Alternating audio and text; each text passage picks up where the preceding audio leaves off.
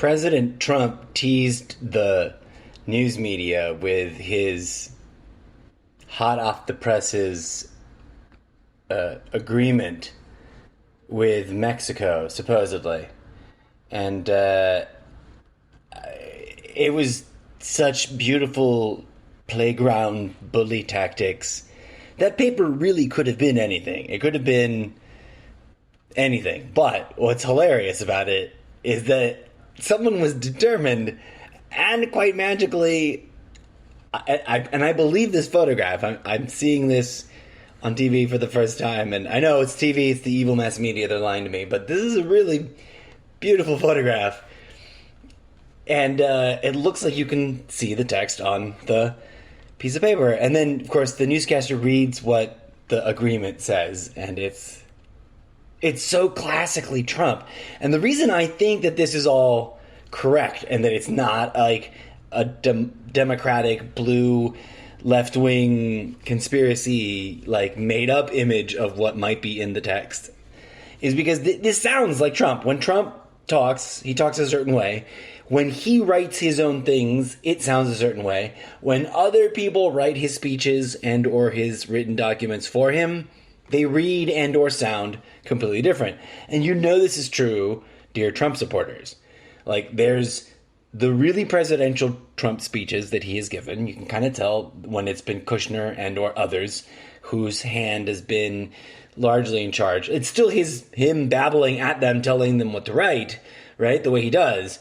And then there's the times when he does his own words, either because he wrote them down or because he forces people to transcribe for him what he babbles at them. So, and then there's those ones, those genuinely him, more organically him, sound like him rambling a bit more than the others. But I digress. This is just a brilliant piece of television, and no matter how sick and jaded you are about television or how loving and trusting you are about television, this is a piece of television history that will go down in collective memory forever, I think, especially once it gets memified out there. And let me just cue it up here, because I wasn't quite ready. This is live TV, and I just sort of paused it. Trump has been roundly criticized over the last few days for claiming to have solved a crisis of his own making with Mexico and touting a major deal that turned out to be full of things that had already been agreed to months ago. But he's not backing down. This afternoon, the president appeared before the assembled press corps at the White House on his way to Iowa and performed a truly bizarre bit of theater.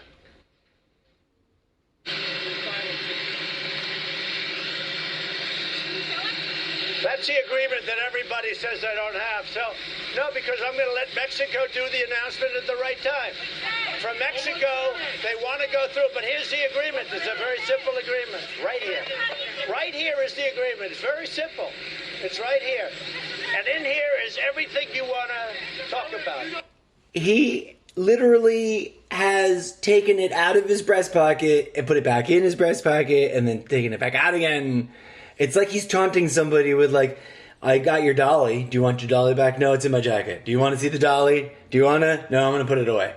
Do you want to see it? Done. It's done. It's done. It's all done. This will go. It's all done. Tucks it back in. And what I love about it, because it really truly is theater. This is vaudeville. This is straight up vaudeville, folks. And by that I mean, I don't mean that some production company put this together for him on his behalf. I mean that he, as a showman, as a salesman, as a con artist, as a scumbag who isn't playing straight with the people, but rather a very ridiculous game of supposedly four-dimensional chess of lies and misdirection and nuggets of truth and bullshit, all mixed together in a grindy kind of like, oh, it's going to hurt in the morning after you shat all that out, but you're going to swallow it hook, line, and sinker while he's giving it to you, because he's the president, and he's Donald Trump. And Donald Trump is like the guy who wanted to be the host of Lifestyles of the Rich and Famous, hosted by that swanky, goofy-looking British guy, who you know was probably a motherfucker, right? And probably all kinds of weird of a person in and of himself. In that good way. Like, I'm not judging anybody. I'm just saying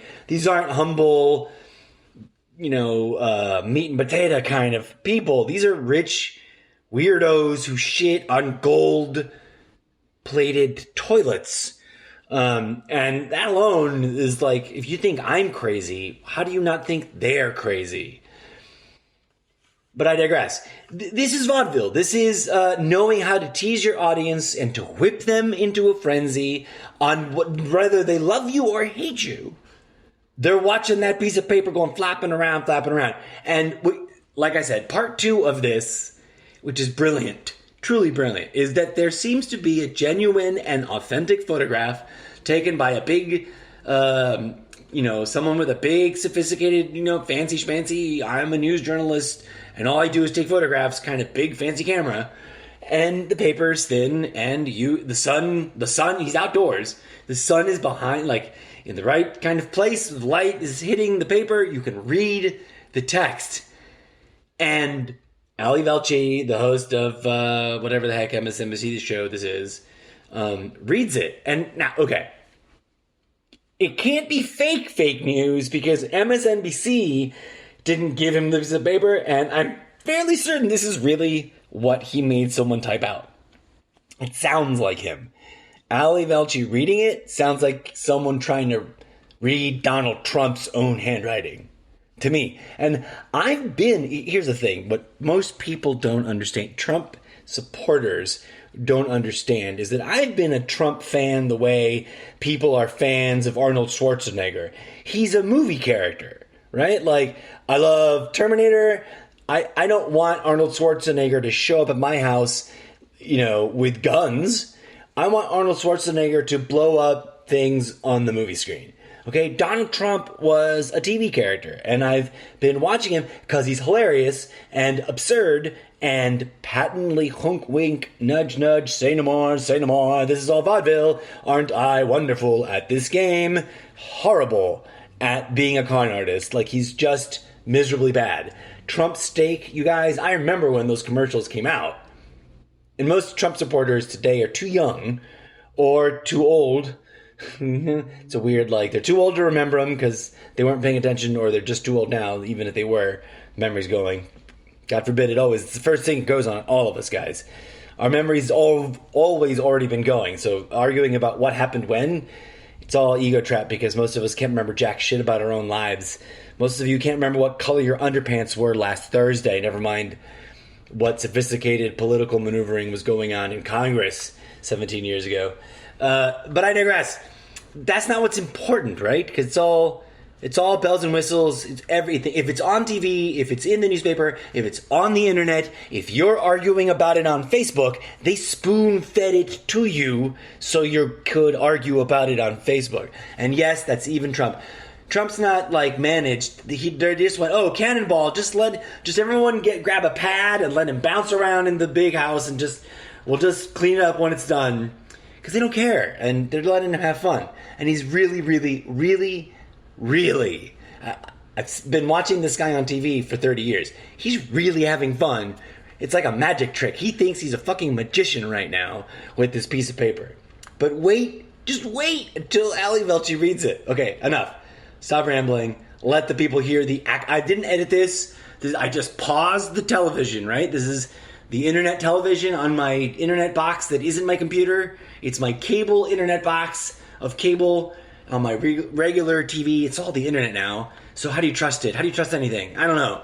But I love the people who are like, I don't trust MSNBC, but I trust Breitbart and Fox. I'm like, really? Because the same 3 people own all of them. Don't know what the fuck you're talking about. Oh, but I trust things I search on Bing and Google because they're on the internet and they're independent. Yeah, but every server on the internet is, if not owned, hosted on stuff that is owned by the same 4 corporations that are owned by the same 3 people that you think is owning the people you don't trust. So why do you trust the shit you trust? I don't get it. But this is live on TV, so it's either already Black Mirror level, and this is all CGI, deep fake footage, or Donald Trump really did this. And someone, maybe even Donald Trump himself, really typed up this piece of paper. I'm dying inside of laughter. I'm holding it in. This piece of paper is Brilliant. Enough ado. That was too much ado. 10 minutes of ado for this piece of paper. Here goes. Here comes. Brace yourselves. Your president is coming. Into effect, and it's my option. It's not Mexico's, but it will go into effect when Mexico tells me it's okay to release it. I just give you my word inside here, and I would love to do it, but you will freeze action it, you will stop it, you will analyze it, every single letter you'll see. But in here is the agreement. Okay, he was right about that. A photographer with the Washington Post actually snapped this photo of the agreement, revealing part of the text of the president's so-called agreement. It says that if the U.S. determines after 45 days that Mexico hasn't made enough progress in addressing the flow of migrants to the southern border, quote, the government of Mexico will take all necessary steps under domestic law to bring the agreement into force with a view to ensuring that the agreement will enter into force within 45 days. I'm not misreading that. It is entirely unclear what in the world what I just said actually means. But it's obvious that the president is very much on the defensive about this issue. Joining me now is Ben Rhodes, former... I don't care what Ben Rhodes has to say about it. That was a gobbledygook third grader sentence of like, if you don't do what I say, you're gonna do what I say between the time of having told you that you were gonna do it, and when you didn't do it, then you're gonna, in 45 days, doing it will be what you're gonna be all about. In doing so, because of the presidency, 45 days is what you will be doing in that time of, you know what I mean? It's just circular, blah, blah, blah, blah, blah, blah. Gotta wrap it up with something about with a threat of 45 days. That was the most beautifully gobbledygook, eloquent proof that the person who's sitting in that White House is trolling you. Doesn't matter which side you're on. Whether you love him or you hate him, he's trolling you. Both of you. All of you. He doesn't care. He's been told to run amok, to be a rebel without an actual cause. Just lots of smoke and sound and fury. But remember what the end of that sentence is? Shakespeare. Sound and fury signifying nothing. I'm fairly certain is how that phrase ends. And that all presidents pretty much since they shot JFK, if not before, because I think this shit started, before they toppled the Tower of Babel to fucking piss us off and get us all fighting each other. In the original implementation of this psyop of echo chamber bullshit. So, you know, maybe all of it, maybe they're not all puppets when they start out. I mean, it's laughable to me that anyone didn't automatically see clearly the day that Donald Trump rode the escalator of pretend gold, because that's not really a gold escalator, but I'm sure his toilet up in his penthouse probably really is solid gold. That should offend you, by the way, Trump supporters. That shouldn't be cool. That should offend you. Because that's so much food that someone didn't get to eat. That's so much, people's houses. No one needs a shit in a toilet made of gold. No one. It's unnecessary. It probably isn't very good for the world somehow. It's probably just bad for our karma. I don't know. But I digress. That day, I knew that he was gonna be trolling everybody because that's what he does. He just makes a lot of kerfluffle, gets everyone pissed off at everybody else, gets people to hate him, gets people to love him. He has just enough charisma to do that and do that. I don't want to say well. I want to say he does it with chagrin, literally and figuratively, with a shit-eating grin, which is what I think chagrin is short for. You know how we just contract things down to then it turns into 3 letters and we all know what it means? Well, chagrin to me sounds straight up like shit-eating grin's great-grandson, right? Like, look at that asshole and his shit-eating grin. Get that shit-eating grin. That's a tongue twister for me. Shit-eating grin. Let me get my theater voice in here. Take that shit-eating grin off your face, Donald Trump. Oh, wait, no.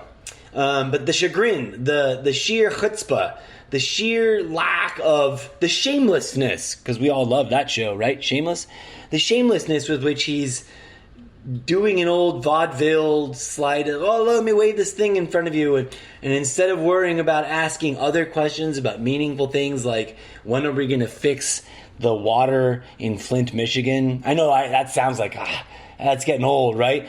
It's not old for the people in Flint, Michigan who don't have clean drinking water. Now imagine if your house was trying to kill you every time you took a shower.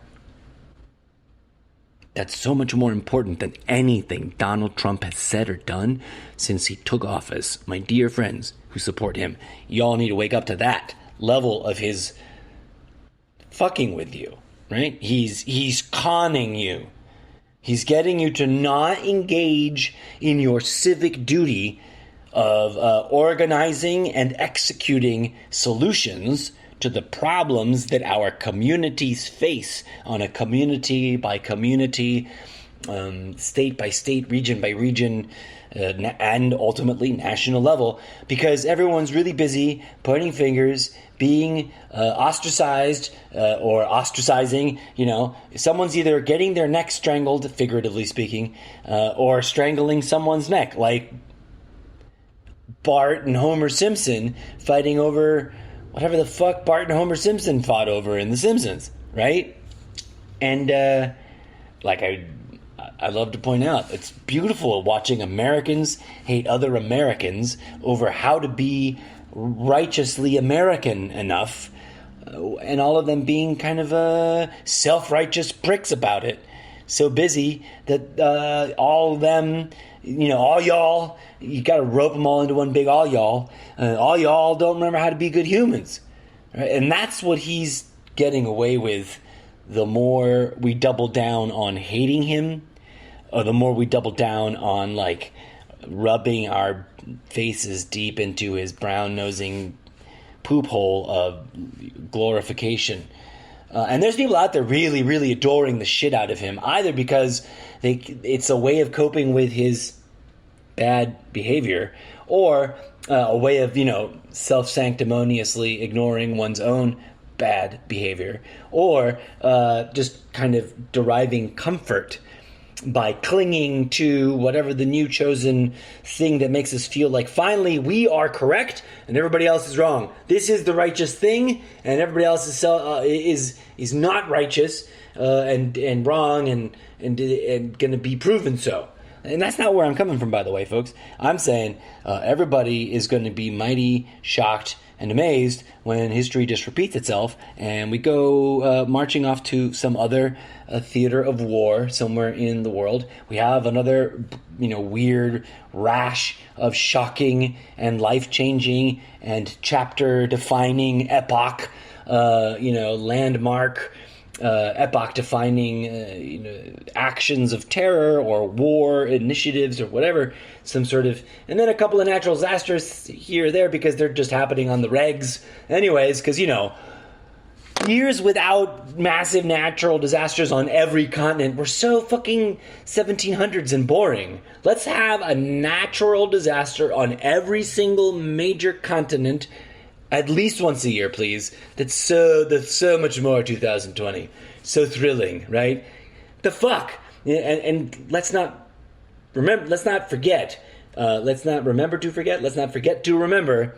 That's what I was gonna say. Let's not forget to remember that that is literally totally on us as a collective whole, and as individuals, and as a collective whole. So we got to quadruple, triple down on fixing all of it, or else we're going to drown in our own wastewater of stupid. But not to get all dark and morbid on you guys real quick, I just thought it was astounding, the reading of the actual text. And again, I assert to you, look up the clip, judge for yourself, see on the internet if it looks fake. But that page looked mighty real. That looked like and it looked, signature, and you could see blah, blah, signed on, and it was all legit. And it was just a weird run-on sentence of dumb fuckery. An agreement to what? There was nothing actually in there in that piece of paper, other than if you guys don't agree to the agreement, you'll get 45 more days before you get in line to agreeing. And then by that point, you better have taken those 45 agreement days to agree with the agreement of 45 days. It's like, what did you say? And also, according to Mexican sources, legit, that shit was stuff they came up with months ago and had nothing to do with him announcing, shouting about, and then not enforcing any tariffs. That was just him dancing. I think that's called the buffoon taps, or all hail the monkey on a string, or look at me, there's nothing going on over there, or well, there's a bunch of names you could call that routine. But that's what he does. Hey, I started a school. Learn to be just like me. Sign up to my school. It's a big, important school. Of course we're registered. Of course we're certified. Of course, I'm Donald Trump. Why wouldn't I be? Take all your money, take all your money. Oh, fuck you. In the end, right there, real hard, America, because we're not going to give you your money back, even though you went to our school and studied our studies that I made up and someone typed up in Kinko's, and that there was no certification value, there was no real estate license anywhere near you at the end of that in any way, shape, or form.